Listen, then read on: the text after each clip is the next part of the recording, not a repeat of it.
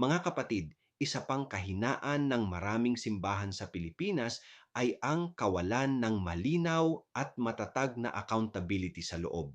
Kapag may sariling nepotism, favoritism o maling pamumuno, ang simbahan mismo ay nagiging hadlang sa katotohanan na dapat sana nitong ipinaglalaban.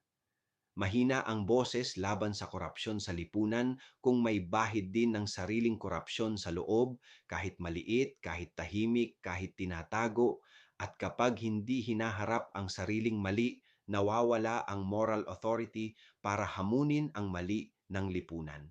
Mga kapatid, ang simbahan ay tinawag hindi para maging perpekto, kundi maging tapat. At ang unang hakbang sa pagiging tapat ay ang pag-amin sa sariling kahinaan at ang tapang na ituwid ito.